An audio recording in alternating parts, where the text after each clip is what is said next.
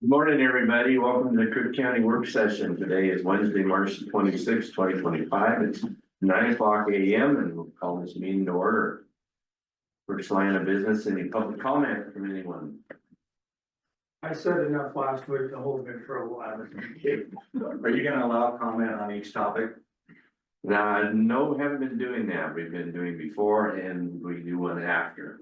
So I'd like my 5 minutes if I could get that, please. Right now? If you're not gonna let me do it per line item. Yes. John Daylor. Why don't you come up to the, oh, let's see. Someone's trying to sit there. Here he is, John. So you can hear me? Everybody can hear me. I got it loud now. I'm John Daylor. I am a landowner here in Crook County. And I wanted to talk about your line item 2. First and foremost, I want to thank the commissioners for doing a little doge and being fiscally responsible with the money that we're paying taxes on. So thank you. Whatever you decide. Right now, we maintain a direct connection as landowners with the people that are doing this mitigation for us. And I hope that we wouldn't get into another situation which we've had in the past where there's a bureaucracy that stops that direct connection and slows down the actions. So whatever you choose, I would hope that you would maintain the ability to call Zach and say, Zach, if that's who you go with, we need this taken care of. Please keep that line of contact available. Do you feel that you've had that the way it's been run? right now? Currently, I can call your guy and he comes out and takes care of the problem. That has not always been that way. There was at a time that there was a bureaucracy, you had to call Greg from ODF&W who had to sign off and then they call somebody else and point blank. When you're a producer and you got dead things laying on the ground, You don't have time for that. waiting for that is not cool and it's not effective. So whatever you guys decide, please give those producers that point of contact where they could directly contact. As to who you choose, looking at the list of animals that you have on your list, personal opinion that one guy isn't enough, 2 guys probably isn't enough for a county this size for that list of animals. Especially during peak calving season, there's no way. A half guy for $86,000 seems pricey. And no offense to Zach, because I love you, man. You know, I think you're a great person, but I don't think half of you can cover this county effectively. We need more coverage than that. So however that slices out, I know you have a difficult time and you have to choose your battles. But the more you can get us, the better off we will be as a county. So pinch those pennies and you squeeze them. Do you feel like that service hasn't been provided? Has there been times that you called up, you know, you showed up? Back when we were going through the process, yes, many times. Since we have direct access and when we had direct access prior to this, no, when you could get a hold of them and say, hey, I got a problem, this is it. We had really good service, at least on our end of the county. So it's more of maybe the ability to have that one-on-one contact with people versus having many people or more than one person. I think for the list that you're gonna need more than one person, especially when we start having, I mean, you've got wolves and brothers, you've got problems in the upper country. We're still dealing with cat problems here and we're starting to see more depredation here. So I think that you need more people personally. And I think, you know, the numbers will out there when you start looking at your depredation and how far one person would be stretched. When you start doing the logistics of that, I think you're gonna find that you're gonna need more than one person. But I don't care who that is, as long as we don't have a long chain between the time that you have the issue and the time that you get some assistance. I mean, we had a depredation this spring. I gotta give it to the guys at ODF&W. within 4 hours. No, probably within 2 hours, they were there, they were starting the investigation. The sheriffs got hung up, they were late. They had finished the investigation before the sheriff showed up, but the sheriff did show up. So everybody's on board, and what you've got going now is firing. I'm sure that whatever you do to add to that is only gonna be a benefit. But I think we need more than a half a person.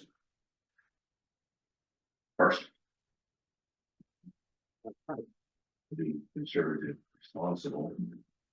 Would we want to just go off and do that, or would we want to try to see if how the program continues to work, and when there is a problem, then you would escalate it to more people, and understanding that there's always going to be the time that there would never be enough people, because you'll have, And they're all, you'll have something in area in the county that home or whatever drives it,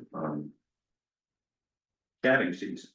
As we get more wolves, you're never gonna have enough people in this county during calving season. No.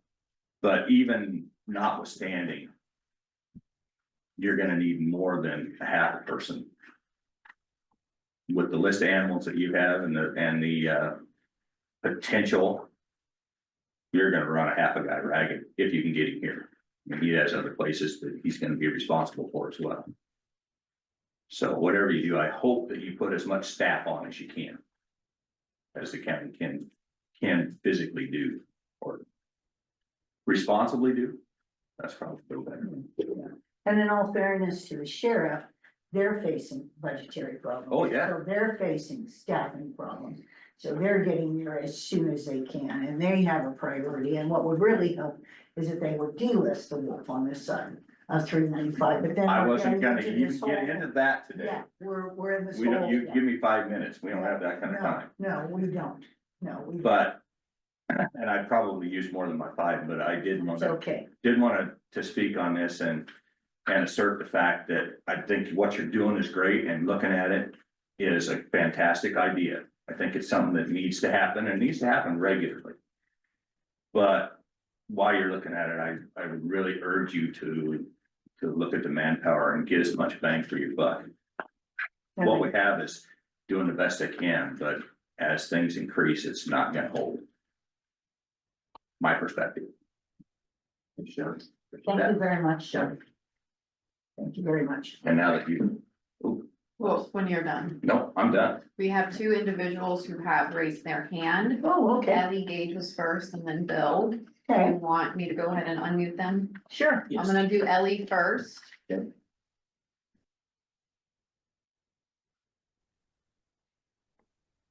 Thank you, Sarah. You're very welcome. I can't start my video for some reason, but that's probably fine. Yeah, good morning. Thank you for allowing the public comment on this topic. I'd like to speak to the line item 2 as well. And I'd like to share my experiences as the Oregon Resource Coordinator for Western Landowners Alliance, in addition to being the chair of the Crook County Wolf Committee. I work closely with Wildlife Services staff and ODF&W staff across the state, specifically with wolf livestock conflict, but also with other predator livestock conflict. And I would say that in my experience over the last almost 3 years now as the Oregon Resource Coordinator, this partnership between ODF&W, Wildlife Services, and landowners has been incredibly beneficial. The Wildlife Services, in my experience, that those staff people have been incredibly responsive, very available to landowners. It's not uncommon for them to cover a large area, and they seem to get it done. And I think that is in large part to the relationships that they have with the landowners and the partnerships that they have with the other agencies, NRCS, ODF&W as well. I think this is a really important step in the right direction for Crook County. Nothing against the person that we have in charge of our predator conflict right now. I think he's very effective and he has great relationships. The problem I see there moving forward is that he is not able to do any wolf work. where the Wildlife Services staff are legally able to do the wolf work. They're the only agency outside of ODF and W that can. And I just see that as becoming a larger issue moving forward. So I think this is a proactive step in the right direction. Ellie, can I ask you a question? At one time in the Wolf Committee, you had talked about possibly obtaining grants that could help us pay a salary. Have you pursued that? Is there any hope of doing that at all? So in this most recent grant cycle, the 2025 application, I requested money to purchase a dump trailer that could be used by Wildlife Services to assist with carcass removal throughout the county. I did not request additional funds to cover salary, but Okay. in the future, that is absolutely something that we can request. Obviously would have to vote on it with the committee, but just in my opinion, that seems very reasonable because it serves a larger, community scale. Okay, thank you. Thank you, Ellie. Okay, I'm gonna unmute. Yeah, thanks, Bill Ellie. now. Good morning, everybody. Thanks. This is Bill Elliott with Sheriff's Office. Since John brought up the Sheriff's Office, I would like to say on topic 2, that, we do the best that we can. And I think, Susie, I appreciate you hitting the nail on the head with the issues that we're having. But I have also worked with Wildlife Services, and I do think that this would be a great addition because I think that Wildlife Services and Zach specifically, because I've worked with Zach, but he is here to support all of the citizens of Crook County. And it doesn't matter what the problem is. If we have a problem skunk, he takes care of that. If we have, and like Ellie, to Ellie's point, they can handle wolf conflicts as well. But I think that this is just a broader stroke that would do the county good. And again, I'm not saying anything negative against the guy that's there now. I've had a lot of conversations with him as well. But I also think that that Zach would be and Jared would be a good addition to this because they serve the community as a whole and not just one portion. So Bill, as Crook County stock growers, is this something that maybe you guys would like to vest in? As far as, again, our budgets, our constrict, about our budgetary and our fiscal. And I also agree that if I'm a woman sitting in the middle of Prineville and I got a skunk in my garbage can, I'm gonna want somebody to come get rid of it. So would Crook County stock growers also like to come in and help contribute towards this? I think that the intent would be there. I don't think that anybody from the stock growers would oppose that. I don't think that we could do much funding at all as far as the funding piece of it. The budget's just not there. It's a nonprofit that doesn't really carry over much money. Okay, thank you, Bill. Yep, thanks, Bill. Any more comment? Okay, hearing none, let's move on to number 1 item, Crook County 401 plan. Kathy. Good morning. Morning. So, Nick, I think is on there. I think I can see him on there. He is actually going to, I will go ahead and unmute. oh, Sorry. We have it on strict lockdown. okay. Hi, Nick. How are you? Good morning. So Nick from BCI Standard is actually going to be going over everything with you guys. He just wanted to do a quick overview. Nick, we kind of have to limit it to probably 10 minutes or so, if you don't mind. I know Sure. there was a lot in the packet, but he just wanted, it's been a while since he's got to meet with you guys. I was hoping Will was going to be able to be here as well, so we may have to catch Will up later, but he's just going to give an overview of the 401k and what's going on. And if he can kind of, because of our hacker, Yes. unfortunately, Yes. if you can kind of tell us where we're supposed to look on our agenda, then we can kind of follow you I along. do have all items on the review here. Yeah. that sounds great. Happy to do so. Thank you for having me. Again, my name's Nick Kroll with Hub International. I've had the pleasure working with Crook County on the 401k for more than 15 years now. So it's been a real pleasure. Our job really encompasses two aspects. Number one is making sure that the benefits continues to be strong, suitable, and prudent for the employees of Crook County, and that includes meetings like this for overview. We're going to give you a good highlight of how the benefit's running and what's happening. And then number two is to be a resource to the employees themselves. So be able to have them connect with us and be able to give good guidance and direction for them as they prepare for retirement readiness. So it's kind of a twofold approach in working with you and working with the participants. For purposes of time, I'm going to go pretty quick. If you wouldn't mind opening up to what says Guide to the Markets from JP Morgan in the lower right. Do you see that in your packets? You guys can talk about it. Guide to markets, yeah. Do shit like that. Okay, perfect. If you have that, then I'm just going to give a couple highlights because we've been getting a lot of questions about the markets. As you can imagine, that's been a hot topic for participants that we've been engaging with. So just give a quick little overview there. We can see on the inflation slide, it says 27 in the top right. That's not quite the right number, but that's what it says. We did get a little bit of a pullback to a 2.8. We were at a 3.0. And of course, you know what they say about inflation at this level, it's prices aren't going down, they're just going up less fast, right? So people are trying to normalize all this additional cost increase that's happened over the last number of years and trying to figure out what the new normal is. But yeah, they're not going down. That's what we're seeing.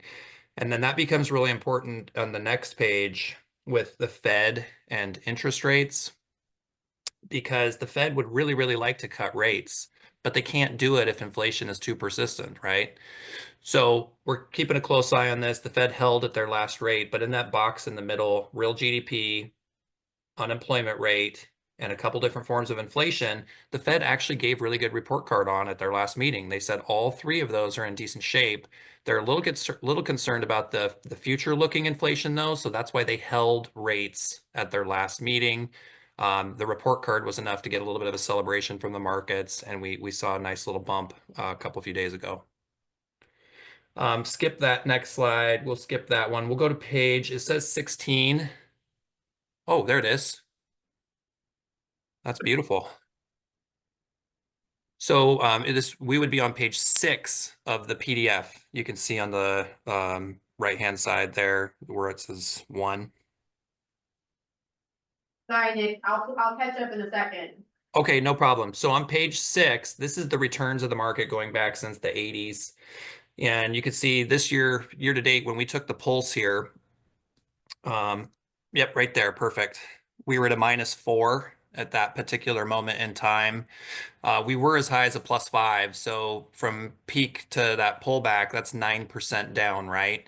Anything greater than a 10% is what we call a correction. We actually did get into a correction phase, but we've since backed out of it, and the market's doing pretty decent since then. As of yesterday, we were down 1.6%. So only about 6-ish% off the top and hanging tight. So it's not too terribly much, especially in consideration of, look at all those big numbers on the left-hand side. 23 up last year, 24 the year before. We had a blip in 2022, but then 27, 16, 29. Look at all those big numbers. We hit an all-time high 4 weeks ago, believe it or not. I know there's some shakeup in the markets, but we're a little sensitive to the down market. We're a little less sensitive to all the good stuff that can happen in the markets. So go ahead and go to the next slide. Go ahead and go one more. I'll just share this last little piece here and then we'll move on from this. This is the S&P 500 in the box there. That's the largest 500 companies in the US. We use this as the stock market, if you will. And in 2024, you can see the S&P was up 23%. However, there's this group of stocks called the Magnificent Seven. Down in the small print at the bottom, you can see it's Apple, Amazon, Google, Meta, Microsoft, Nvidia, and Tesla. So they kind of have their own name. If you put them all together, they're the second largest country in the world. They just surpassed China in terms of their size and scope, which is really incredible. And they're wagging the dog in terms of market performance, because look at the Mag 7 in that box up there under 2024. It says they returned 48%. Just above that, the S&P 500 in blue, X the Mag 7 was only 10%. That means that the Mag 7 created 55% of the outperformance of the market. So big companies are absolutely creating the outperformance for the S&P 500, which is pretty crazy.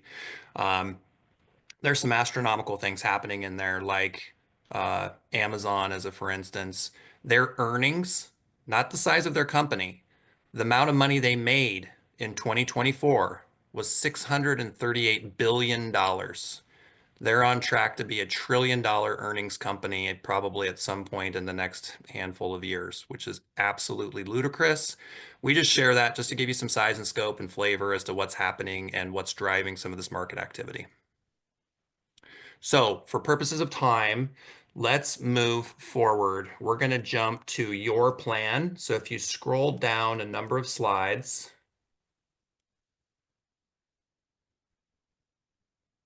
Keep going and I'll let you know when to stop. What we do, by the way, is we have meetings with Kathy and an administrative team that go through all of this a little bit more comprehensively. Today is meant to be a higher level review, but we do semi-annual reviews of this nature to make sure that the investments are staying prudent.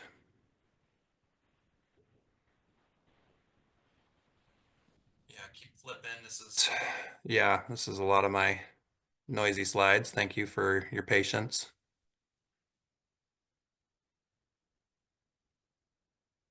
Oh, you know what? This particular piece, we might need to move out to the next. I wondered. Yeah, sorry about that. That's my fault. So we would look at number 5, which is the it's FIR, Crook County.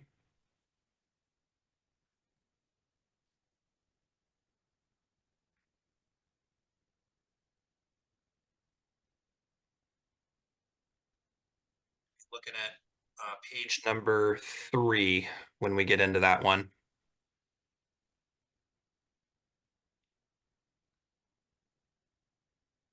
So this is the county plan. You guys are, as a 401k plan, up to nearly 16.5 million as the time of this recording.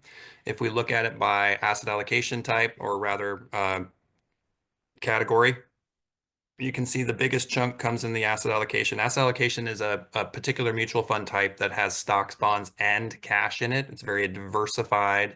So vast majority of the money is in a nice diversified position. Big chunk in US equities, another almost 10% in cash. Fixed income is bonds at 7%, a little bit international, a little bit of specialty. This is very normal. You know, your participants ultimately are all making their individual decisions about this account, and this is the collective of that. So we can't necessarily directly impact this, but we do look for overall key considerations. And again, nothing sticks out to us here as causing any concern. So go ahead and flip to the next slide. If we look under the hood, these are the different mutual funds available by those categories. And so you can see the Vanguard Wellington is making up a big chunk of that. That's the reason that the Wellington is such a large position, is because it's actually the default fund for the plan. If a participant does not make a choice, they will receive the Wellington. And this is very, again, considered a reasonable stance by the Department of Labor to do so, because it's considered balanced. It has a mix of about 60-ish% stocks and then 40-ish bonds and cash. So very reasonable for a participant that has not made an election. For those that have, you get everything else down below. You'll note one of the biggest positions under US equity is, lo and behold, the Vanguard 500 index, coming in at about 1.3 million, 8.2%. We just saw a lot about that. It's a very low cost, easy way to get diversified into US stocks. Okay, so go ahead and keep flipping down, we're gonna go down a number of pages here. Right here, perfect. Style boxes, we just wanted to point out that this is the way we reflect that there's diversification as available to participants. There's everything from large, mid, smalls to value, blends, and growth. These are just different ways that a person could get invested. For instance, in the upper right tends to be funds that are more tech oriented. They often are going to be like the Mag 7, right? They're going to be those big companies that are trying to grow their stock price to the moon with stock price appreciation, right? But on the left-hand side, the value, that tends to be more of your steady Eddie dividend type stocks, like maybe oil, utilities, airlines. They're not known for huge stock price appreciation, but they're going to pay you back with a dividend instead, right? So we got balance across the spectrum for participants to choose from and make sure that there's a good opportunity for everybody in the plan. So keep flipping down. And we're going to go right to the heart of the matter here. So go ahead and keep flipping. Yeah, our score system is 1 out of 10. Keep going. This is the methodology. I won't get into that today, but basically 10s are good. We want 7s or better. And the moral of the story is right here. If we look at your entire lineup, everything is passing with 7s or better, including the prior 4 quarters, except for these 3 funds. These 3 funds have at some point, either this quarter or in the prior 3 quarters, had a 6 or below. You can see the scores on the right there, 6, 7, 6. Now the MFS growth, it's got that 7, it's passing today, but that means that there was a failure at some point in the prior 3 quarters. Therefore, it still qualifies as a watch list fund. Again, I won't belabor this today, but what we do is we keep an eye on this over time to make sure that the investments stay prudent.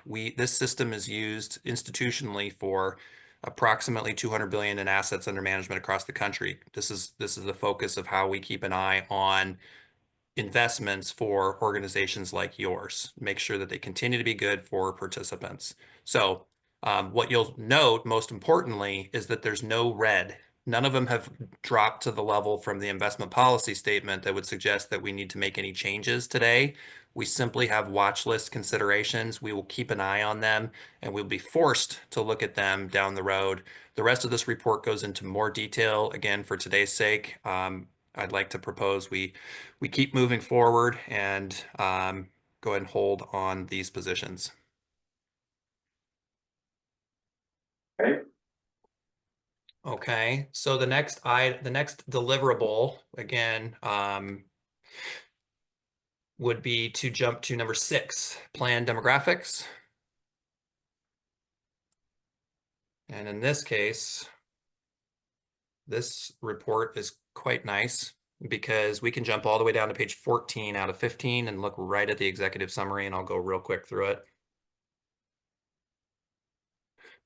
Yeah, all the way down to 14 is what we'd be looking for. Perfect. This is just a cash flow statement for the plan, kind of give you a flavor for some of the demographic activity. You can see 2023 in conclusion there, we had an ending balance of 15 and a half, and then now closing out, because this is as of December 31, the plan closed out at 16.6 in 2024. Total plan contributions in 2023 was 1.8 million, and it did fall in 2024 to 1.19 total contributions coming into the plan. That's made up of the following 3 numbers.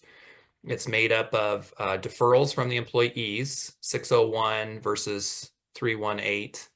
The employer contributions, which is from you, the county, and your contributions to participants, 1.1 versus 702. And then the rollover dollars are people who are new to the county and they bring over some other employer's plan into this, right? Like they worked at another company and then they roll over their 401k into this plan. Market impact, you can see in 2023, the market was up 1.8 million in return for the plan, pretty solid because of that really excellent market that we had. You can see 2024, 818,000. So quite a bit of upward movement, but there are some people that left the county and took money out. So you see 108 people took money out of the plan. That accounted for 1.2 million. So that's a headwind. That's a takeaway. 60 people in 2024 for 803. So some plus, some minus, and that's how we end up at the 16.6. Contributing participants went down just a little from 140 to 135. Eligibles is at 197. So if you go down just a little bit more, what you're going to see is a participation rate. Yeah, go ahead and keep going down. There you go. Almost 70% participation in the plan. So not every single participant is contributing their own dollars, but if they're eligible for the employer contribution, they get it whether or not they contribute. So you guys as a county will make that contribution. It's called non-elective, meaning non-match. And that goes in whether or not they contribute. This is just people who say, in addition to the county contribution, I also want to put in my own money. And for those that are doing it, the average amount that they're doing is about 5% of their pay. So overall, this is pretty good. We start to use this for kind of tracking overall retirement readiness. And I'll go ahead and leave it at that for this report. How are we doing on time? I think we're probably good, Nick, honestly. I think we Okay. probably move on. I think you've done a great job at presenting and kind of did the overview of what they needed. Yes, perfect. Yes.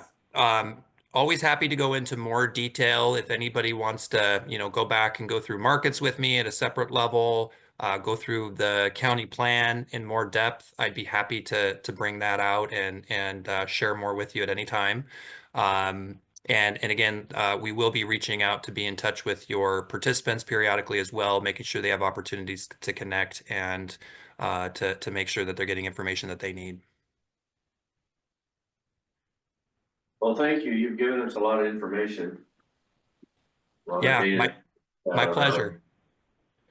Yeah, happy to help in the future, and yeah, don't hesitate to reach out with any further questions. Thank you, Nick. Thank you.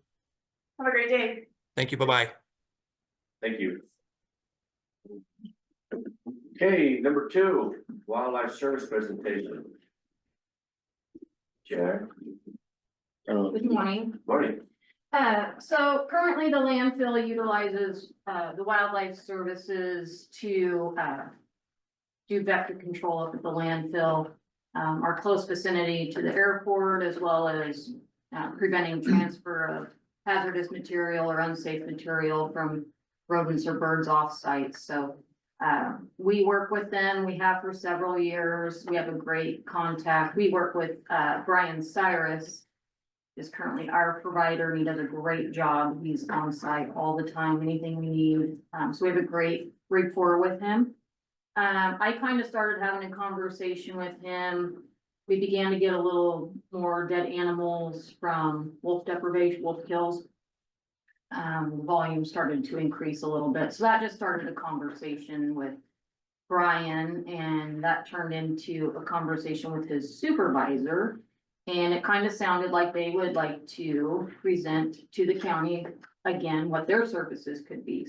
They felt that they could provide more services to our community and possibly do a better job of that as well. So I asked, Shane is the supervisor, he's not able to be here. So Zach is here and Jared Mitchell are here on his behalf to do their presentation on what they can provide to the county. So my name's Jared Mitchell. I do a lot of the wolf coordination stuff with Wildlife Services and ODF and W. Currently here, David Andrews is an employee with Wildlife Services, and he's a conflict prevention specialist that works here in Central Oregon. So like the dump trailer and all that stuff that Ellie was talking about, he would be the individual that would be utilizing that. He would be an individual that would go out, and if we had wolves coming into pastures, and he would be the one implementing non-lethal work, flattery, range riding, all those types of activities. He's working very, very closely here with the local ODF and W staff. He's got a good relationship with Aaron Bott, the Central Oregon wolf biologist. So we have a person here that is doing conflict work for producers, prevention work for producers here in Crook County. His name's David Andrews. He's only allowed to be doing non-lethal stuff the Yeah. way that his funding is. And his funding comes through NRCS. It is all federally funded. This position that we're asking for would be more of a holistic type approach. So it'd be integrated approach, you know, starling work, ERC work, whatever, any type of mice to moose type service, you know, any type of wildlife issue, you know, we could work on. We're probably gonna get a delisting eventually of wolves. In the state managed section of the state where I work in that area. We are doing lethal take for ODF and W on depredating wolves. That's been going very well. We've got a strong relationship with ODF and W. Working very well, like Ellie said. I work a lot with WLA, you know, trying to come up with ways and methods to support producers with wolf conflict, whether it's lethal control or conflict prevention, non-lethal work. Zach, he's worked here. He would know more about the holistic integrated approach of wildlife conflict here in Crook County than I would, so. When I was working here before, I did stuff up to the landfill. I skunks and raccoons in town, foxes killing people's chickens, coyotes. My coworker at the time did all the line work, so I didn't do any of that. I do now, I work in Wheeler County now mainly. I do my line work there, and it's, I do a little bit of bear work. There's some sheep and Ochicos now. Last year they had conflict and I went up there and did it on my own time because we don't have a program right now. I've Plinus, coyote trapping and badgers, starlings at Bloom Dairy and feedlots and stuff.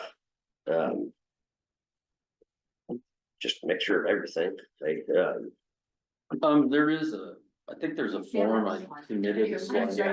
I saw that you did ravens. I didn't Yeah. think you could do a raven. I thought they were considered migratory, So so they were off. We have we- permits for any You can migratory, do a raven. any migratory bird that's not an eagle. There's special thing with eagles and then endangered and So if you threat. have a raven in there, on your heifers, you can. Yeah, You I can go in there and. I do it. come Oh, okay, poison see, them. Yeah. Oh, see, I didn't think you We, could. we have poison called DRC 1339 that I think we're the only ones that can use Okay, this see, stuff. that's news to me. I didn't think you could touch Yeah. it. So that's the landfill, that's our permit is for ravens. Is it? Yeah. Yeah, see, I was.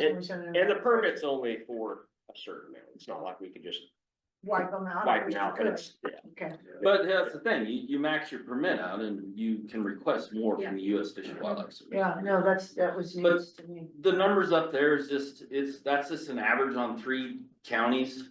I mean, that's just kind of typical of what, and that's not everything that we deal with, but that's just an average take. So you had on here 86 plus 10 for aerial, so is that aerial, you're doing coyotes? Yeah, so that would be, Helicoptering? Well, so that's, so it could be helicopter use, but it could be fixed wing use. Our fixed wing use right now, our rate is $275 an hour. But moving forward with delisting of wolves.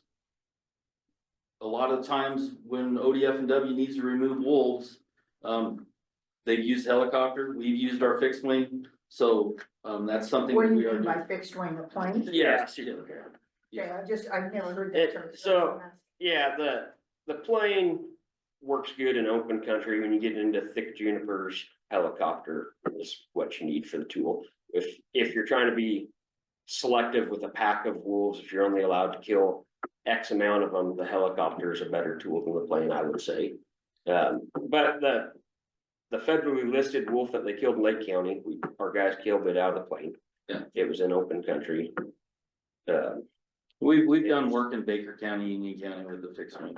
With Yeah. with wolves, yeah, but wolves usually say helicopters are more of the tool they go after, depending on where it's at and the environment it's in.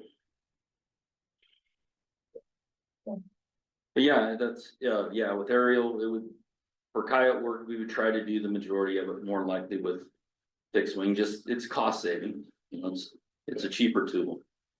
So, yeah, and we use it a lot in the Northeast District.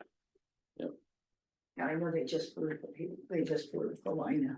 I Uh-huh. think what, a couple of weeks ago, I can't remember. Yeah, I think so. He And I was think flying. that, I think a couple of weeks ago he was flying. yeah, there's some private helicopters flying also. Yeah. Last week there was Yeah. a post. I think they're flying again in the next couple days. Yeah, so, any questions or anything, I'm all here for any of that, but it sounds like everybody kind of already knows what wildlife Yeah. services does. Yeah, anyway. no, yeah. Yeah. Use it forward too. So. Yeah. Well, great. No, I appreciate you coming in and doing the presentation and having this open discussion and. You know, and I appreciate everybody, I appreciate you coming, John, I agree with you, and, yeah, We'll be in touch. All right, we will. Thank you. Thank you Yeah, very thank much you. for taking the time to come, we appreciate it. Thank you, guys. Okay, Thank you.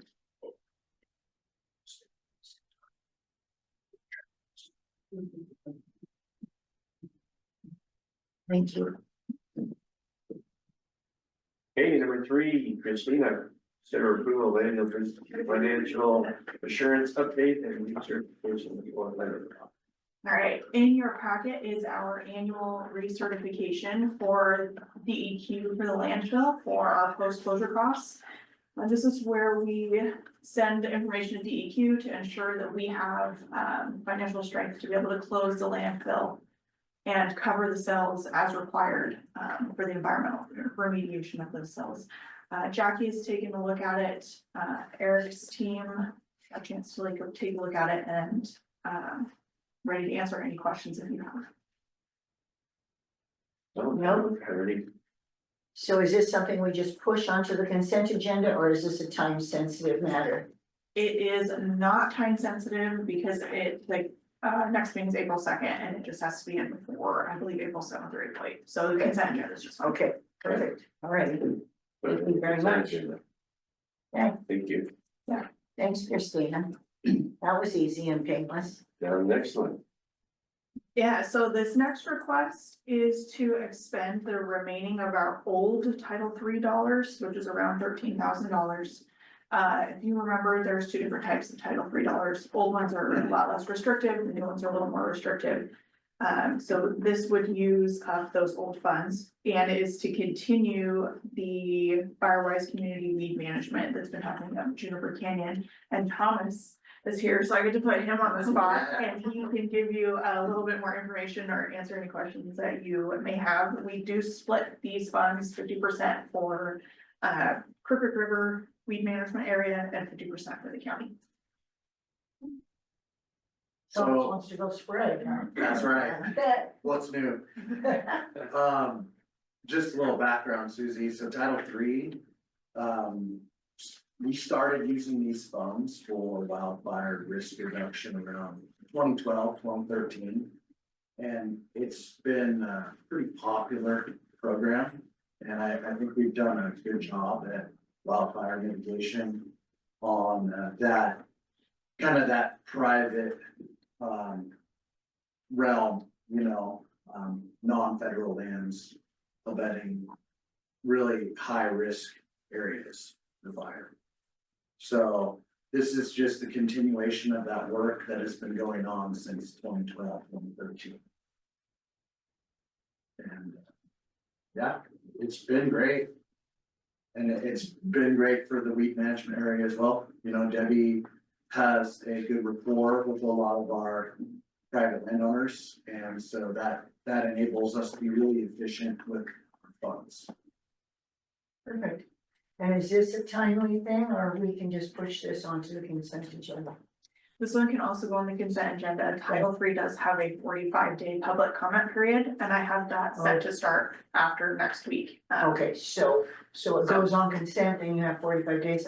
Okay, I wish we could give you more. Yeah, same, that's how it is. I know, Yeah. okay, Things are a little tight in that budget because some of the federal agencies have kind of, set this aside. and yeah, which is too bad. Participated with ours. There's a lot of federal programs on hold right now.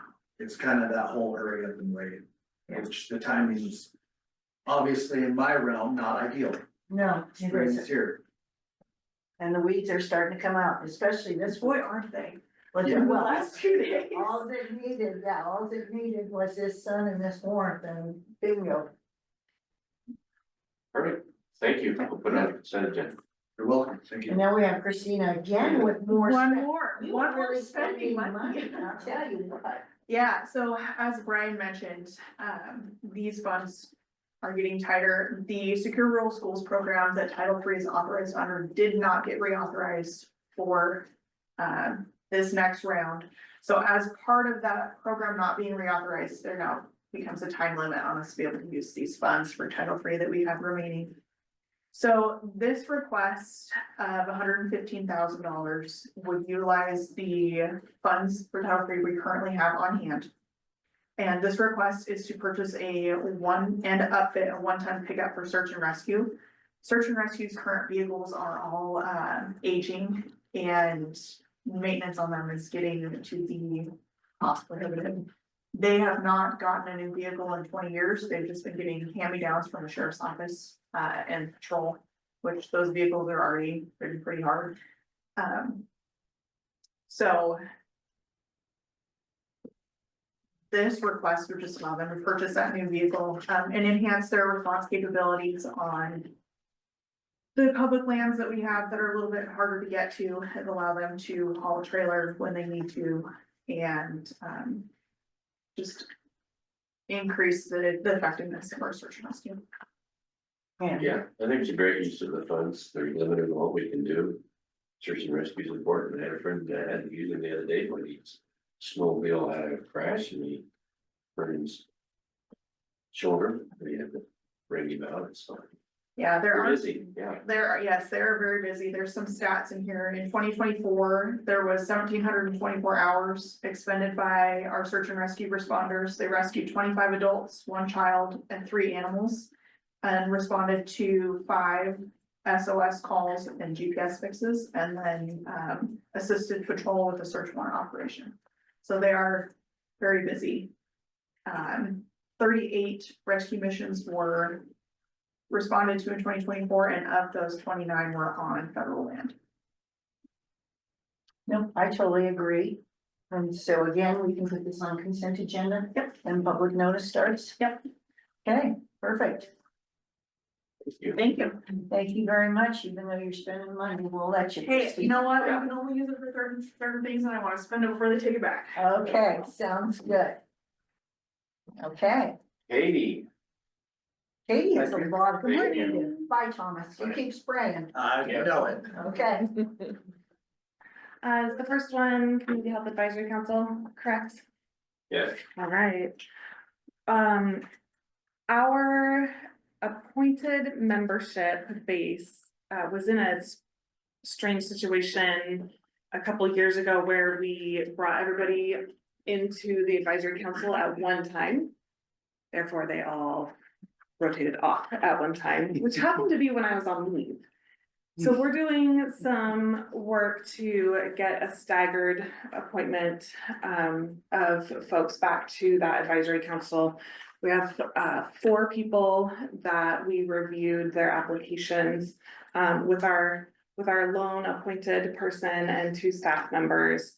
We reviewed applications and would like to recommend their appointment to the Community Health Advisory Council. We have Kimberly Munn from St. Charles. We have historically had her position represented in the council. She has moved into replacing Shannon Edgar in that role at St. Charles. So she has requested appointment. Erica Fricky has been part of the council on an ongoing basis. And we really appreciate that perspective from juvenile justice. And then Bill Elliott from the sheriff's office. He is also bringing that kind of justice involved lens in relationship to both health, physical health and mental behavioral health. And we have one more. April. Thank you.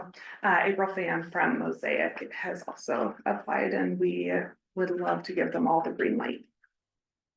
I think you have very good candidates. We do. Thank you And we very have much. more in the queue for next time, We're gonna keep including advertising. myself, because I have not been officially appointed yet. Okay, we just move this along till the next meeting and on the consent agenda. I'll create an order and then we'll have that ready to Yes. sign. I think you are very, very lucky, Katie, to get these qualified people. I sure am. Yes, they are very involved. Very much approved.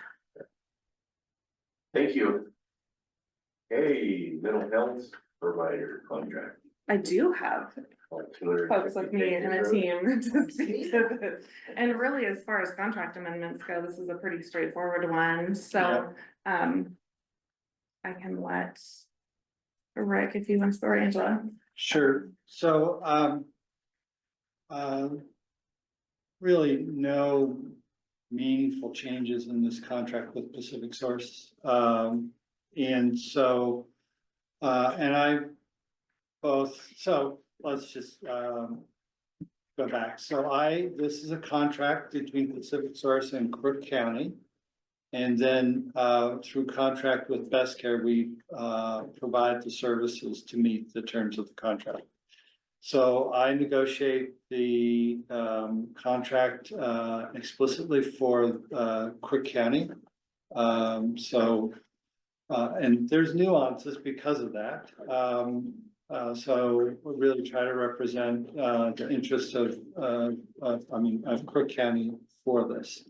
And I also represent Jefferson County in those negotiations. And I'm in those negotiations with, Holly Harris, the Community Mental Health Director for Deschutes County. So, at one time, we had a global budget, negotiation, and that fell apart a couple of years ago, because the hospital and the physicians couldn't get along.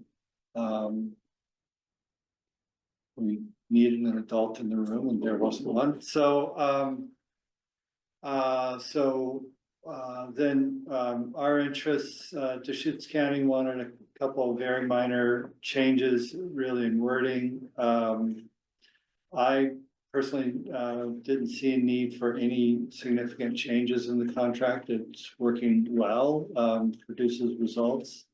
The contract is set up, it's overly complicated. So there's 3 payment structures within the contract. One payment structure is to community mental health because we do stuff to organize services in the county.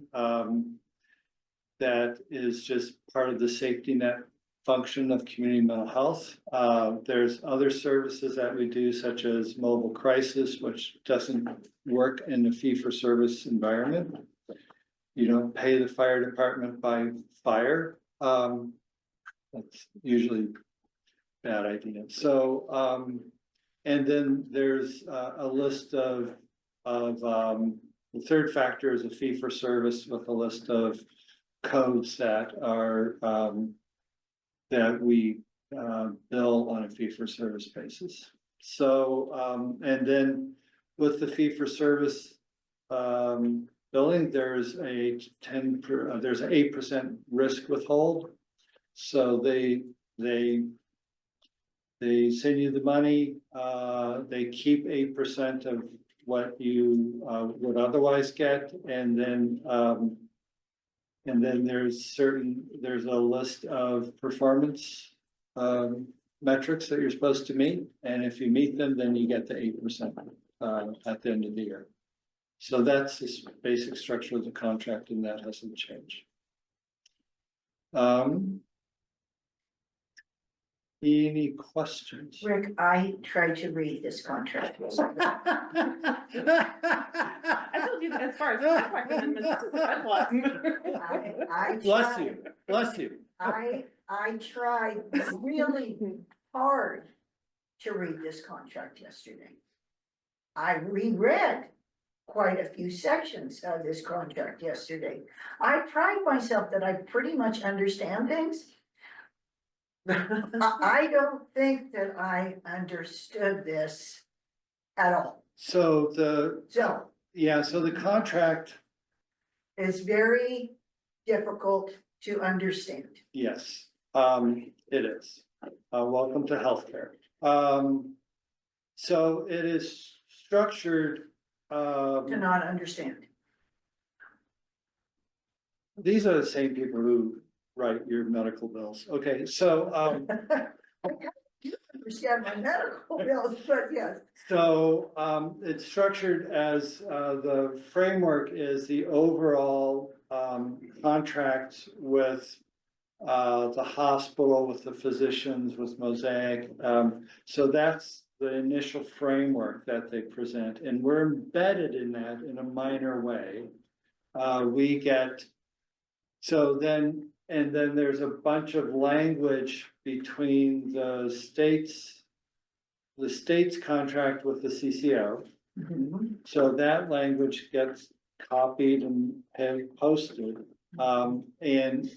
just put in there. And in fact, a lot of the changes that Pacific Source, all the changes that Pacific Source saw were just actual cut and paste from their contract into ours.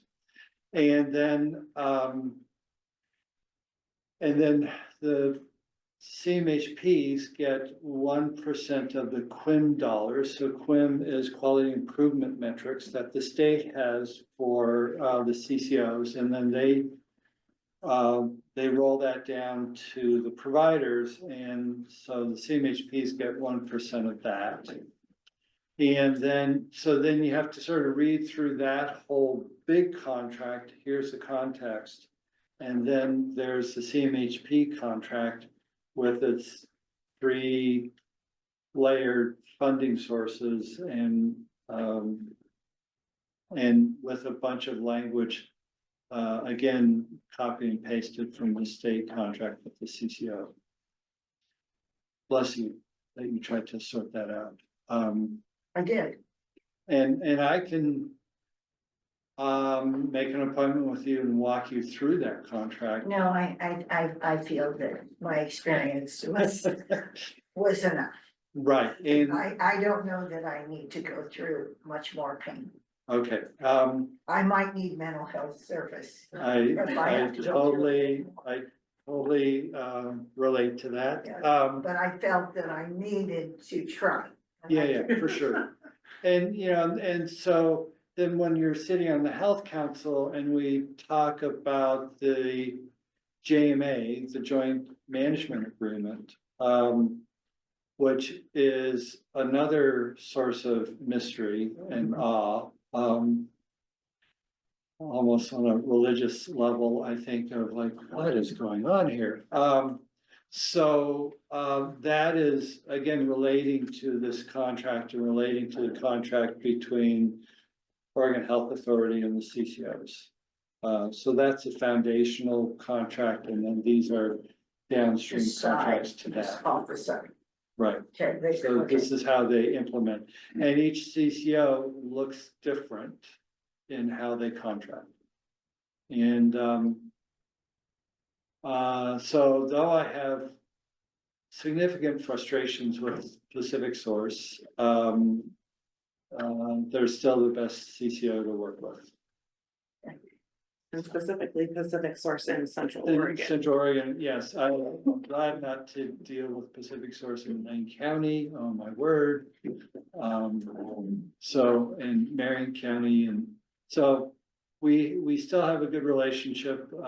We remember when it was a much tighter relationship. You know, the behavioral health director, I like her, work well with her.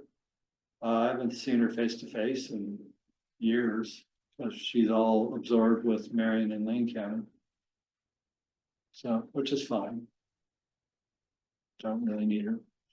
So, and then I think sometime it may be useful to make a more formal presentation about what we're doing.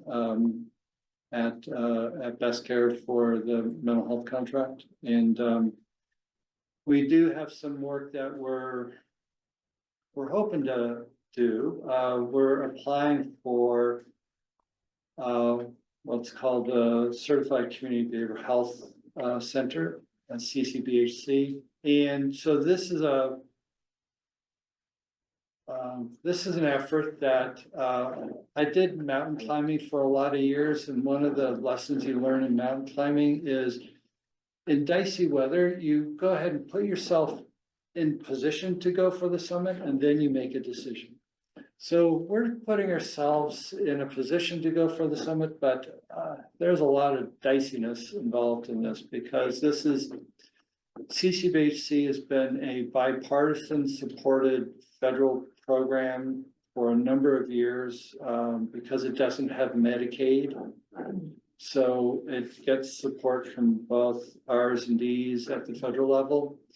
And in fact, there's a lot of, we consulted recently with a CCBHC in Oklahoma, and you know, even though they've not been an expansion state, they've used CCBHC to have a much more robust community mental health system than we have in Oregon.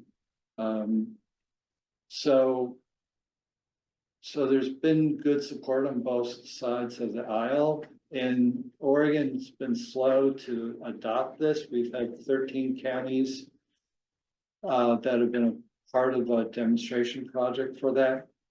Jefferson County is one of those. No, Jefferson was not part of the demonstration. We got a federal grant, which luckily I signed off the last little piece of it right before everything hit the fan.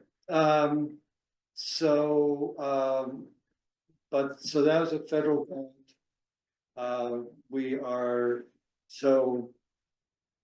We have to get the state legislature to agree with the expansion. The federal stuff has to still stay in place. But if we can do this, what we've done is mostly with Angela and her team, they wrote a very good community assessment for behavioral health needs. And I think that would be really useful to share with you guys, and it is readable, unlike contracts. And then out of that, we developed what would be an ideal state for behavioral health services. And then out of that, we're creating a budget for those sets of services. And then the CCBHC, what allows you to do is, here's your budget for CCBHC. You bill in all your regular mechanisms, and then the gap is what the CCBHC bill pays for. So we're working on that piece, and I think that would be useful for you guys to know. Anything else? No. So when you're ready, yes, come and present to us. Okay. That would be great. Thanks, Rick. We'll Okay. just put this on the agenda. It's an agenda for you. Okay, great. Thank you. Thank you Good to see very you. much. Good to see you. Yeah. I heard you're kind of expanding a few things around town, but We're trying to work on it. Things. Some of our building projects have gone slower than planned, but there we are. We're still, none of them have stopped. as long as it's one on the board, it's good. Okay. Okay, thank you very much for coming Thank you. today. Yes, keep us posted, Rick. Okay, thank you. And thank you, Eric, for your participation. Oh, yeah, he reads the contracts and does try to This is the understand. guy that you really appreciate when you see. And now I felt some of your pain, Eric. I did. I felt some of your pain. Okay, thank you. Bye. So, yes, this is something that I'd like to ask the Board of Commissioners approve today, rather than postponing to the next meeting. So at a prior meeting earlier in March, there was discussion about proposing to the city of Prentville an amendment to our intergovernmental agreement regarding the Crook County Road Agency. And this is again in the hopes that we can address some of the not entirely well stated concerns of the Department of the Interior regarding secure road schools funding. I understand that it was considering this, their meeting last night, they reviewed it, their only proposed revision to this draft. Is the very top of page 2, where they say that the city manager is entitled to appoint the member to the road agency's board. I didn't see any reason why that would be a problem. Unless you have any other questions, I'd like to ask for a motion to approve amendment 1 to the intergovernmental agreement forming the Crook County Road Agency. So moved. Second. Motion's been made and seconded, any discussion? No discussion. All in favor, say aye. Hermrick, aye. Bonnie, aye. So moved.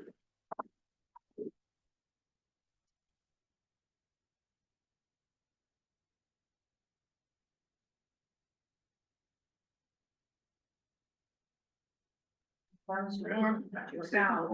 No, I'm not even- Finally, Did you wake up? You can actually sit together, huh? Oh, Not our workaround for the day, yeah, yeah, I didn't know it was going. because we brought in a second one.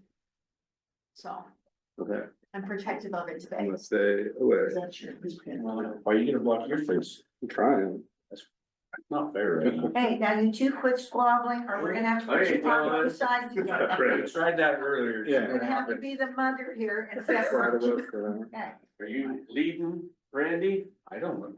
Yeah, you're first. I think your info's first. Well. Building stuff, again, residential, as you can see, is pretty slow. We only did 9 residential dwelling permits this February. 163 total, but if you can see permits from last February to now, it's up a little bit. But again, you're kind of seeing this new slower norm other than, the commercial side. As you can see, 171 houses that were still currently under construction, a little over 700 other type of residential structures. And then 246 commercial permits, that are out there that we're working on. Inspection numbers are about, kind of reflects how slow the residential side is. Usually those are 1,000 to 1,400, depending on where, the data center stuff, you're about 1,500, normal 1,000, but we were slow last month. The benefit there is we have both apartment complexes still under review. The Madras Highway apartment are going through multiple revisions for changing their mind on different buildings. Where the fire risers are coming in, and they're still working on the underground there, the building packages. I don't know if you guys have been out, they started shipping those in. So they're still working on the underground first before we get into the footing foundation, so they've kind of hit a pretty good roadblock with the depth and the water level there. Our team went out and met with Cobalt, which is the general for the Ocho lumber site, and we met and had a good meeting with those folks. Sounds like they're ready to hit the ground running. All their subs are hungry and, they're just chomping at the bit. So we actually just turned over their site civil package. So they can begin that. It'll be a joint effort in addition to the other campus, where we're doing all the private water, sewer and fire lines. And then the city of Prineville's doing the looped mains for the fire hydrants within that facility. But we should see those starting pretty quick, so the inspection numbers. Why the inspections have been low, it's benefited these developers because our examiners have been at free time, so even though the inspections are low, we've got our staff pretty busy doing resi. And then with that adjustment with the residential plans guy leaving, we're staying busy even though it looks like we're slower because we reduced staff. Forest Service buildings, they've started their excavation, they're putting that new building there. And why resi's slowed down a little bit, it looks like the city's got an application to open up some more like iron ore slots up there by Barnes Butte. I think 20 or 27 lots or something like that. Yeah. So I know that's a lot of what you hear the general contractors and folks around here is the available city lots are just not in abundance, trying to find something to build on. You still got the county ground and the subdivisions, the existing stuff, but Is the Chamber of Commerce, are they done or are they still? You have on here under construction Chamber of Commerce, are they kind of done or no? Are they So expanding? that project's been a little slow, so what they did is they did some remodeling the inside. Inside, I know, and that Yeah. kind of looked done, but I was wondering if they're doing more. Nope, they just have not called for a final, so Okay. anything you guys see, if the projects are in review and we're currently reviewing them. Okay. I mean, there's a lag like, the Versada Ranch facility, I just issued a temporary CLO for that facility yesterday. They can't pay their parking lot to get their ADA stuff in yet, so that was the only outstanding item, understanding that. We gave them temporary occupancy to move into that building, to support that, so. You know, some of these, there is a lag, but Sure, I get they haven't called for a final yet. it. Sure, so it's theoretically not done, but kind of done. My guess is it's maybe pretty close, they just haven't called yet. Okay. Other than that, that's about it, I mean, the apartment should keep us busy all summer with our team. And then with whatever incidental type commercial that comes in, seems to keep coming in, which is a good sign. So F5 has actually had some movement, they're working on their cooler seismic for their cooler and their rail system to transport the game in and out of the coolers. So that one's been, obviously, as everybody knows, that's been a long project. So. I think that's up. Thank you, Randy. Thanks, Randy. On the planning side, we're still up. We're up 70% over last year. I think 23% for the fiscal year. Planners have been very busy. Some of the big projects we got going on, the Moffett Road Solar is, that's not tentatively, that is tonight. There's not a big turnout, should be a long hearing. You guys know yesterday we had the Hagley comp plan amendment. That final decision went out yesterday, and it's going back to the planning commission in a few weeks. We have the Leicester zone map amendment. We also have the city's UGB expansion that'll be scheduled with you guys here fairly soon, as well as a couple new sign applications we'll also be before you guys. We gotta get those scheduled. With the DoD comp plan amendment and the transportation systems plan, all those are going at the same time, so it's busy on that side. The city side, as Randy said, we have Iron Horse expansion. I think the only other thing I saw is a new coffee shop going in on the first floor. That old house that was remodeled with the wood siding over just north of the IT building on Fifth Street. On-site was kind of slow this last month. I don't know if that's said that residential slow, if there's a connection there, but only 6 permits last month in February. And then code compliance, 11 were open and 1 were closed last month by Lewis. Most of those are building codes violations. And that's it. Well, thank you for the update, sir. Appreciate it. Thank you. Okay.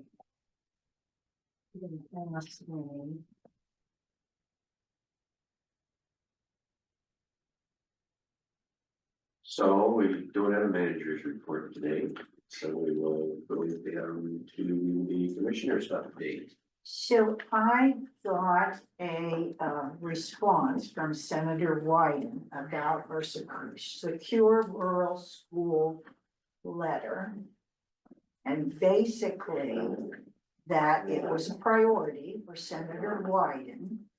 And he was able to get the legislation passed through the Senate last year and is working in a bipartisan effort with Senators Crapo, Merkley, and Risch to pass this again. However, we are not getting Republican House leadership to get on board.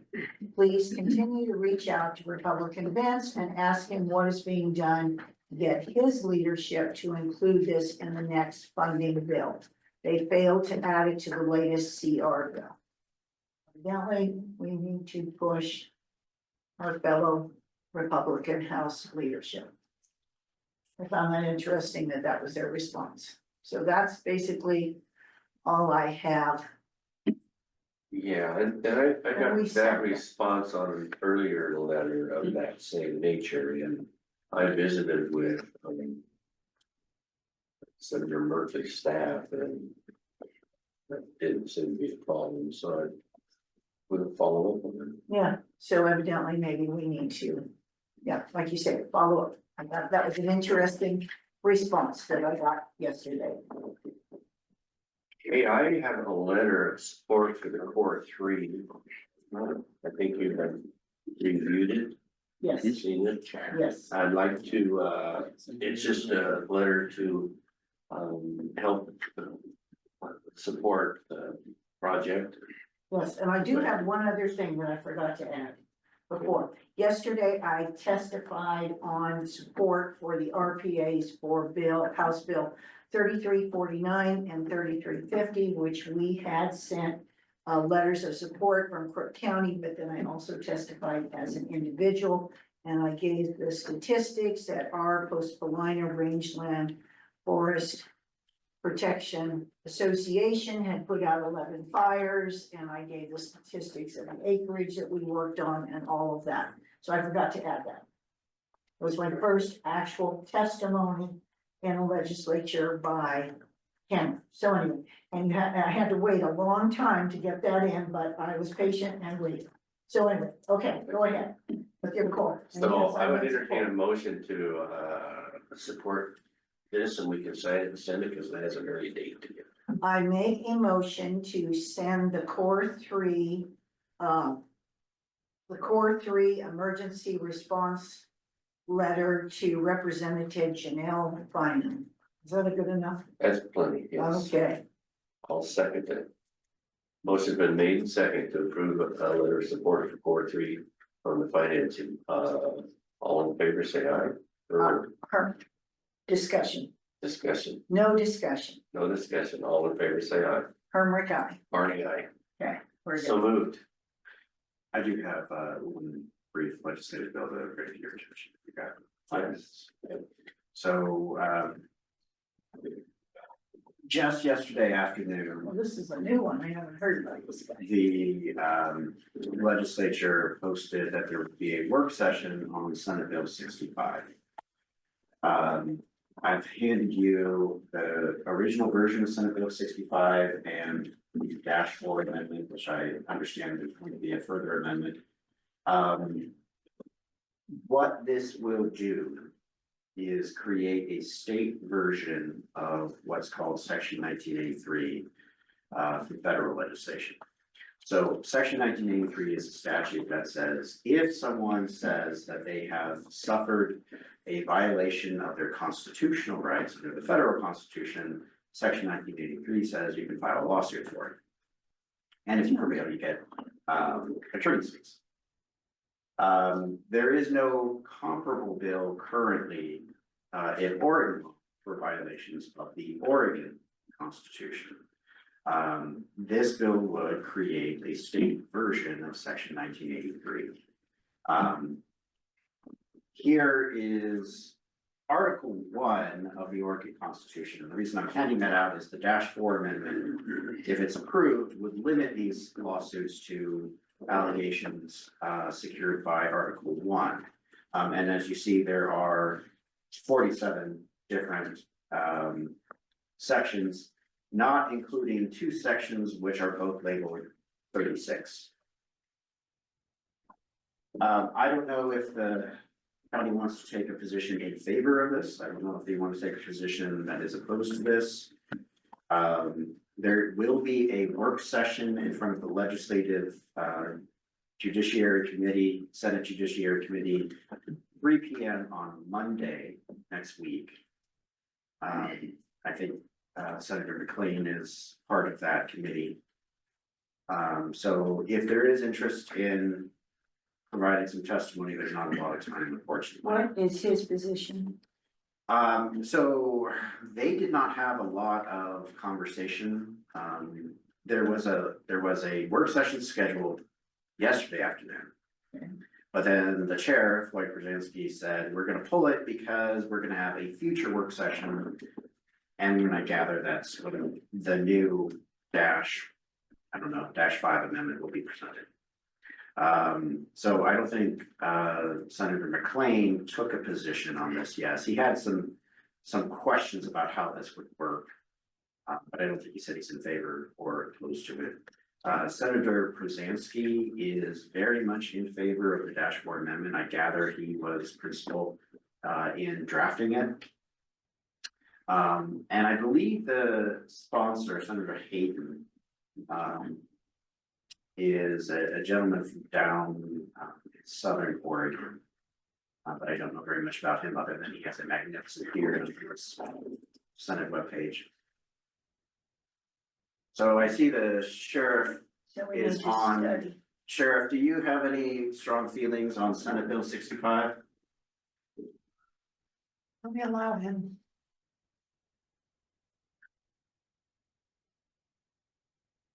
He's still muted.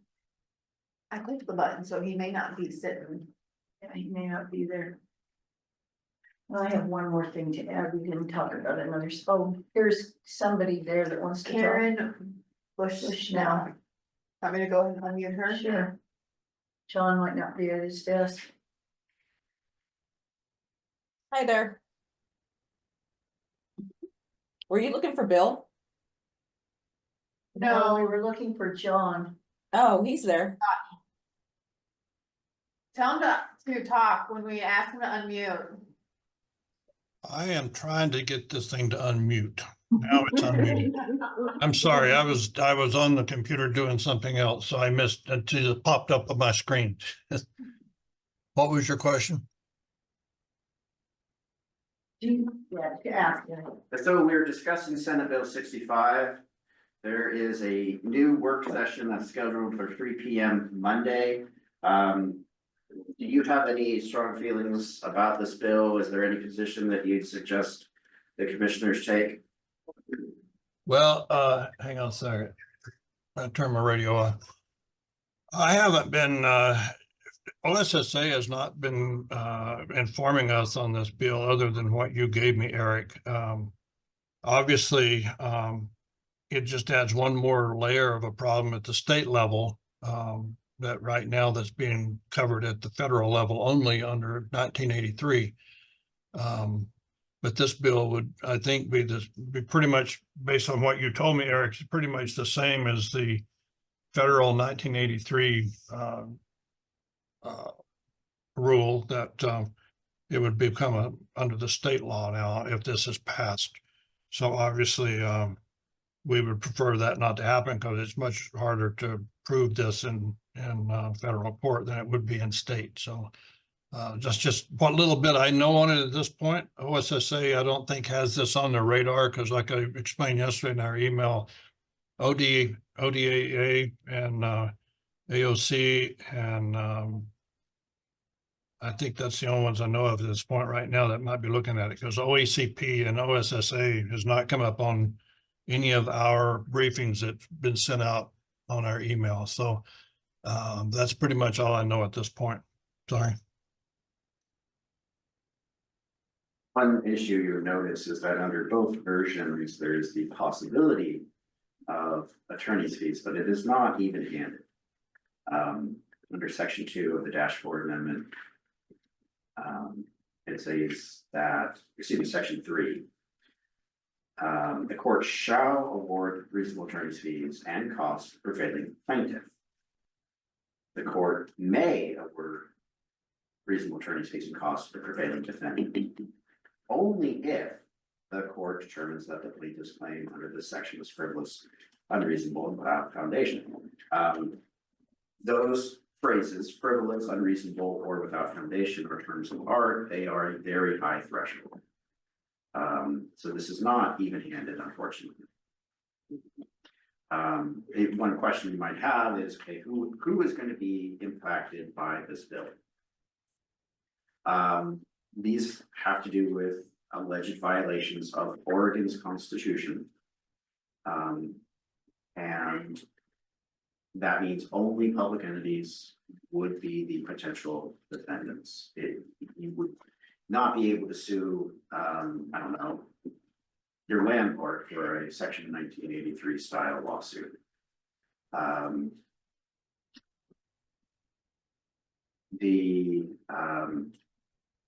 one of the complications is, right now, there are no cases interpreting how there could be a private claim under Oregon's constitution, even limited to section or Article 1. So there is going to be a lot of litigation going back and forth trying to just define what the impact of this legislation would be, because no one knows. Article 1,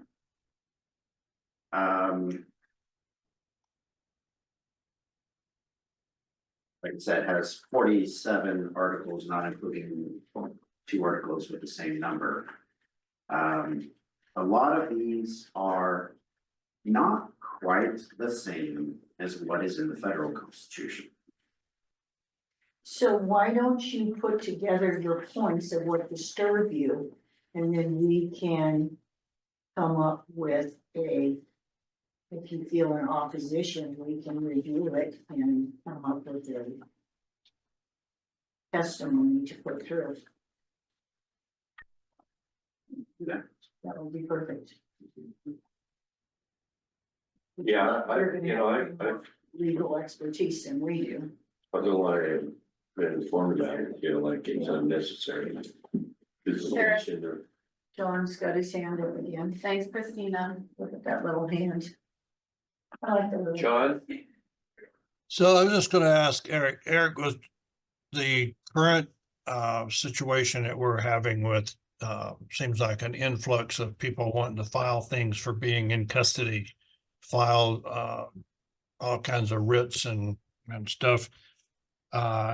If this was to pass, this could, seems to me like what you're saying is this could be very costly to the county for things that are coming out of the jail itself. Should you agree to that or not? Yeah, so one good bit about the -4 amendment is section 3 talks about when it takes effect, and it is not meant to be retroactive. So your claim under this bill, if it's passed, could only accrue after the bill passes, so that's one good thing. The county has had to fend off a number of section 1983 claims in the recent years. Of course, I am not impartial, but I think not a single one of them had merit. So creating additional new section 1983 style claims, which would involve a great deal of litigation to try to figure out whether and how Article 1 of the Oregon Constitution is different from or is the same as the federal Constitution, I think will be very expensive for local governments. Realistically, and again, I'm not impartial, I don't like attorney's fees provisions which are not even-handed. Because what that does is the party to whom it is more likely they will get a attorney's fee is more likely to bring meritless claims. Now, there is some protection in this, but again, frivolous, unreasonable, or without foundation, that is a very high threshold to meet.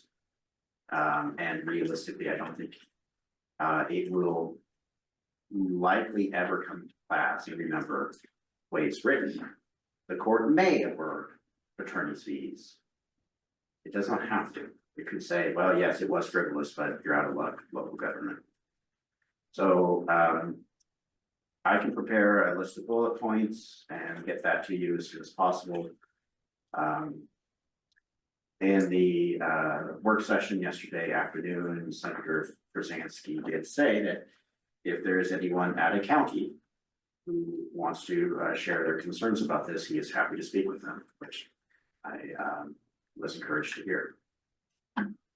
And would you like us to authorize you to possibly just sign up and do testimony on behalf of Crook County? I think it would be helpful for me to get sort of the talking points that the county wants to advance. Because like for 3349 and 50, I went on and I just signed up to testify, and I mean, I don't know, you know. Would be the better one, I think you have a better understanding. So I can prepare that list of bullet points. I guess it would be helpful for me to know just what it is that the county is concerned about. I personally do not like this bill. But if I'm being fair, I mean, the idea is if local governments are violating rights under the Oregon Constitution, this will create a new method by which that could be addressed. And having said that out loud, I have also racked my brain to think about what kinds of claims could people realistically bring under this that they can't already bring. I didn't come up with much. Bearing in mind this is a new area of law. So I kind of think that the main purpose of this is not really to expand rights for plaintiffs. I kind of think the real purpose of this, or the effect of this, would be now there are attorney's fees for existing claims. In the meanwhile, though, there will be a lot of litigation trying to articulate, well, maybe there are new claims that didn't exist before. I think it will increase the number of claims we have out of the jail because of the fact that they know that they don't have anything to lose by doing it. And you know, Eric, that this is very time consuming for your office as well as ours. So I think it's a bad bill based on what you've told me. You know, by chance, is this one brainchild from Oregon, or are there other states that are doing likewise? I don't know. It would not shock me if other states did have a similar provision. It would also not shock me if a lot of other states didn't. I mean, Oregon has been a state for 250 years, give or take, and has never had the need for this type of legislation. 100 years. Yes, not too, yes, we are. I say, you kind of made us a little old, but I was thinking, yeah, but anyway, but yeah, it doesn't sound like it's something we need, in my opinion, so. Yeah. I would say that you need to prepare the bullet points. It sounds like something that would be better we don't have, so let's go from there. Okay, I will prepare this. And since it's at a work session, we're still okay. Because we still, when they do the reading, we still have 48 hours. Yeah, I honestly don't know, and maybe I should, if it's scheduled for a work session as opposed to a public hearing, I don't know if they're going to accept testimony, maybe they won't. Yeah, they won't probably, So we will have something there. And then, we forgot to bring up that we are doing an opposition letter to, and you would be interested in this, Tim, for Senate Bill 1153. Which is where they want to go into water resources and they want to add that little thing about the basically sensitive habitat on the point of diversion. So Brian and I kind of studied that, and we're in the midst of doing an opposition letter to that because that just adds an additional layer to a department that already doesn't need any more layers. So we are in the process. In fact, I don't know where Sarah is in that process, but we're gonna. It's one on that particular bill. If you're a social media person and have access to the Crook Wheeler Farm Bureau page, there are some bullet points.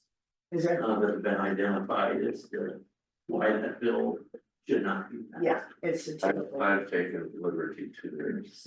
Plagiarism is a wonderful Forward thing. then, yeah. Yeah, and then I went into the testimony page and I got some of the bullet points from some of what I thought were the better written letters, and so Sarah has like about 4 or 5 different that were very well. Shelley Bosart Davis, the representative from Albany, also has posted some wonderful Yeah. bullet points. Yeah, so I just wanted you to know, I forgot to include that in our report, but Brian and I were following that and it was supposed to come up yesterday at the same time as 3349 and 3350, but then it was delayed. So we had some extra, that was kind of a hard one because, and I didn't understand. So it said 3349 and 3350 at 1 o'clock.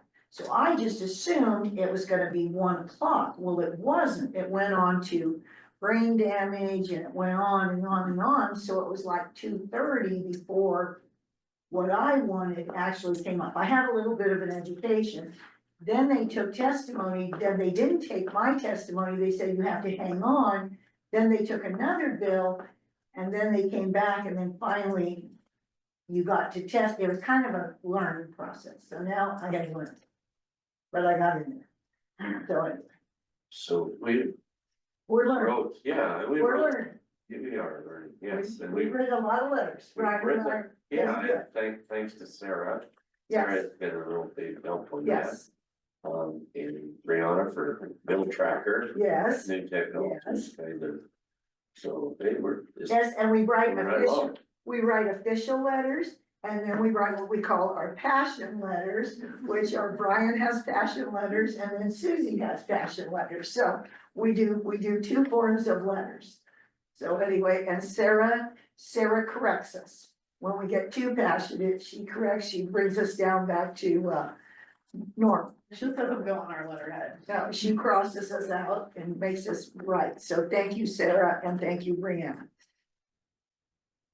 All right, well, I think that ends our business today. Okay, Can I ask you? Oh. Oh, we I got do public have, I comment. have some more, Yeah, we need public comment. Comment, sorry. Is that okay? yes. Yeah, well, it's public comment. We forgot you guys. Well, I listened to the public comment this morning while I was driving in on my telephone, so I got to hear some of the folks talk about the wildlife damage stuff. So to me, in that conversation, as you think about and pursue that conversation, historically, APHIS, Oregon Department of Fish and Wildlife / ODA, and counties that provided APHIS services, there was a cost share. There was. And as I wonder if that's gone away and now counties pay full bore instead of the cost share. I know legislatures, the previous 6 or so odd years, have struggled with giving ODA dollars for the cost share side of the equation on the state side. But there's another, so tied to that, whether that's in either ODA or ODFNW's budget proposal requests would be interesting to know. And then in addition to that, there's another bill, and I forget the number, that would allow counties and or citizens within counties to create what you and I would call wildlife protection districts. Under this current bill, they're called Human Life and Farm Animal Protection Act. They tried to not focus on wildlife damage, but other issues that are related to it. And it's moving through the process, but it has some opposition. One shouldn't be surprised from some of the wildlife or animal rights folks that don't like these kind of services being provided and that people benefit from those kind of services being provided, so I don't know if the county might want to look at that particular bill and decide whether or not to enter that conversation as well. But it's still in committee, but as we all know, pretty soon, things gotta get moved out of committees by, I think it's April 2nd or something, but it's coming pretty quick, so. But a couple of years ago, there was a test deal in several counties, particularly in the Southwest. Had those districts, they created them. That law sunsetted, and so those folks lost those services. And, you know, it's maybe if the bill was to pass, you know, if we wanted to pursue that kind of a conversation to kind of provide separate funding as opposed to county general funding. For those services, it would be something the county could explore at that time, but we kind of need the bill passed to give us the option. And without the bill, then we would never have that option. If you looked on our agenda, they want us to partner with another county. And our side of the partnership would be 86, Yeah. so that's a, But see, at Wildlife Services, that's a. historically also, you know, we used to participate as a county. Deschutes and Jefferson, you know, there used to be 2 individuals in Deschutes County. One of those individuals did a lot of our small animal rodent conflict stuff, and then the person that we sort of was attached to us did the bigger animal predator stuff, but APHIS covered us with like 3 or 4 people. The new person they talked about today that's doing the non-lethal coordination work, that's a brand new position, it's only been there for about 6 months. That person doesn't do any small animal rodent sort of kind of, so it'd be interesting to, you know, yes, we would be sharing the large animal with Wheeler, but what's left in Deschutes, and Deschutes is for the small rodent animal stuff, is closer to our population center, which generally is where the small animal bird problems reside. Rock chucks, skunks, those kind of things are generally in rural residential, they're not polite problems. But, you know, the predator stuff, cougars, wolves, grizzly bears, or not grizzly bears, black bears, those kind of things tend to be more eastern county issues. Although John talked about the stuff we have on grizzly, so. But anyway, it just, they were kind of short on not talking about anymore what was in Deschutes, what's, you know, and are you buying a person or are you buying a service? If you're buying a service, you know, as long as that service is being covered by the appropriate expert, then, you know, maybe that's not a lot of money, but if that, as John's concern was, if that is only one person now gonna cover everything and coming from Wheeler, maybe that's a challenge. I'm seeing it as more as a service as the person. I think it's just the billing and things, it's kind of put in that format, but my belief is that it's the service. But you're right, we need to look into it a little bit more. That is a good idea, maybe to divide it. What is that bill number, you know? I will look it up and I'll send it to you. We probably, when we go on Bill Tracker, when you go up there on the top, if you put keyword, if you put in wildlife and hit search, everything that says wildlife should come up. Because I put in agriculture and it will come up, so we ought to be able to find it through that. What we haven't been able to do, and we haven't figured that out yet, is I should be able, and so should Brian, is like I find like that bill, and then when I go back down, I should be able to link, I should be able to check your name, because I have your name on there, and I should be able to, it should automatically go to you, Tim, because I'm finding it and I want to tag you to look into it, you know, and we haven't figured out.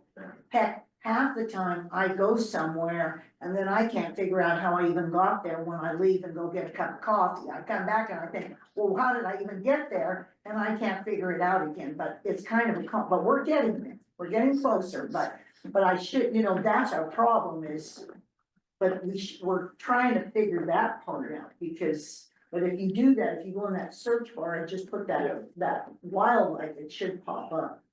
But what would be really good is to be able to see now, tag you.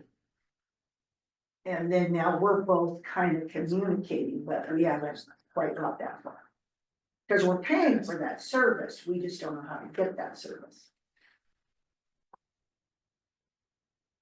Sometimes we do, Did you? I did tag You you, tagged and me? we did get, but we're not good about getting. Well, We're getting better, we're getting better, but if you know what the bill is, that's cookie seeds away from me. Yep, yeah. yep, and I'll get it to you. Yeah. 3,000 bills. Well, that's my problem is. The nuances of a bill may not even be in a committee we're sort of even following. Yet it still could affect, in my case, natural resources, agriculture, that kind of stuff. Yeah.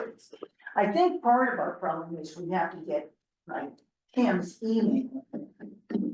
I think is what the problem is, but, well, like I said, we're way better than we were last Thanks week for and the thinking. week before, and we're getting there. It's just a process. And thanks for your help for Yeah. important discussion on it too. Yeah. It's pretty movie that. On a fire engineer and all that stuff. All right, anything more, any more comments? Okay.